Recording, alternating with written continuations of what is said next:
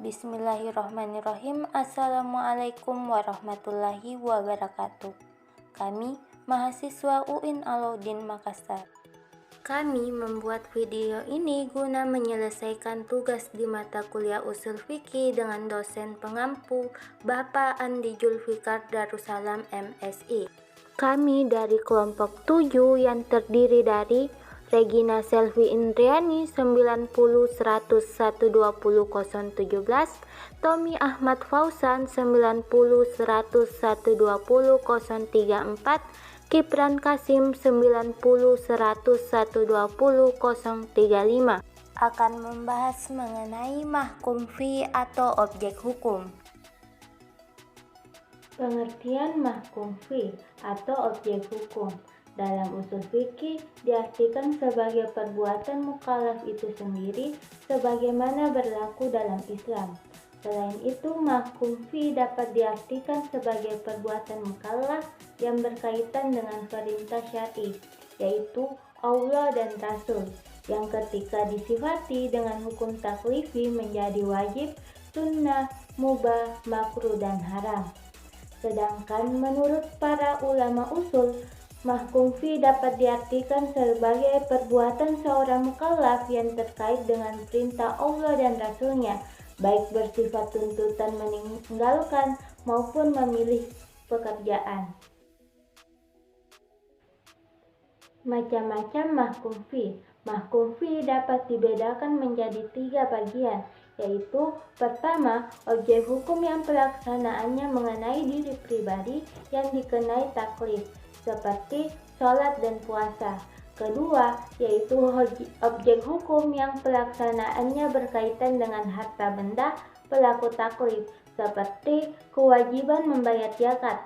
Ketiga, objek hukum yang pelaksanaannya mengenai diri pribadi dan harta diri pelaku taklif, yaitu kewajiban haji. C. Syarat-syarat mahkum fi yang terbagi menjadi 4, antara lain 1. Mukallaf harus mengetahui perbuatan yang dilakukan sehingga tujuan dapat tangkap dengan jelas dan dapat dilaksanakan. Kedua, mukallaf harus mengetahui sumber taklif. Seseorang harus mengetahui bahwa tuntunan itu berasal dari Allah Subhanahu wa taala. C. Perbuatan harus mungkin untuk dilaksanakan atau ditinggalkan. Terkait dengan hal ini terdapat dengan beberapa syarat, yaitu 1. Tidak sah suatu tuntunan yang dinyatakan mustahil untuk dikerjakan atau ditinggalkan. 2. Tidak sah hukumnya seseorang melakukan perbuatan yang ditaklifkan untuk dan atas nama orang lain. 3. Tidak sah suatu tuntunan yang berhubungan dengan perkara yang berhubungan dengan fitrah manusia. 4. Tercapainya syarat taklif tersebut seperti iman dalam masalah ibadah, suci dalam masalah sholat. Dan poin D, yaitu syarat-syarat pekerjaan yang ditaklifkan. 1.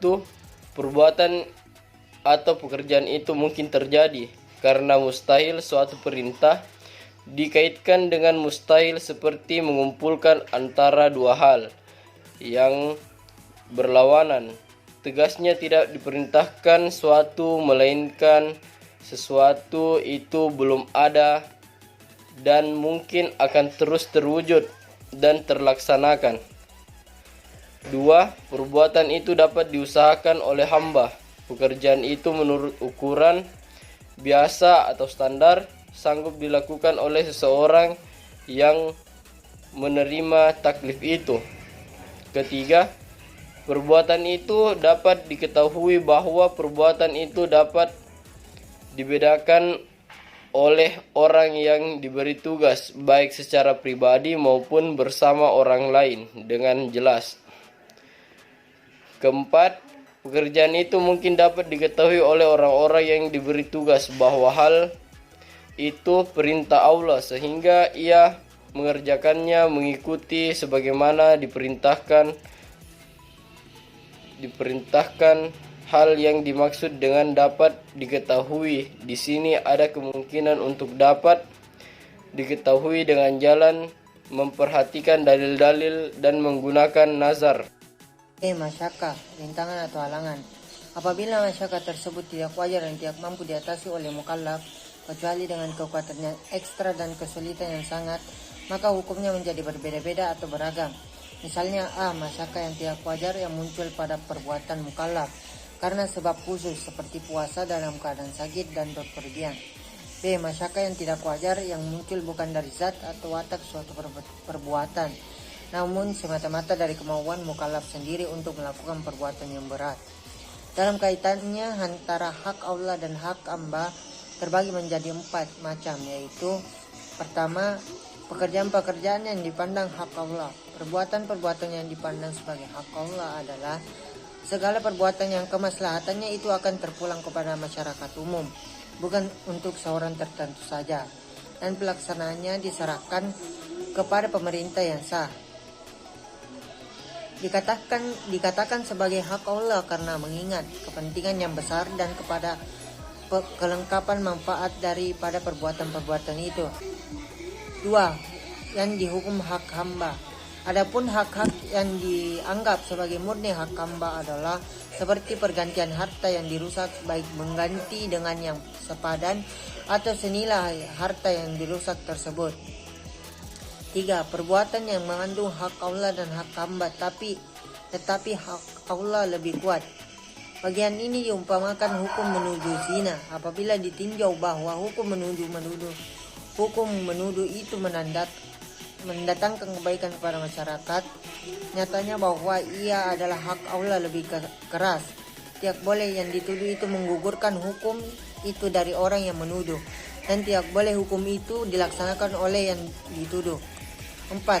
Pekerjaan-pekerjaan yang terkumpul padanya hak Allah dan hak hamba, akan tetapi hak hamba lebih kuat. Bagian ini ditampilkan dengan hukum qisas.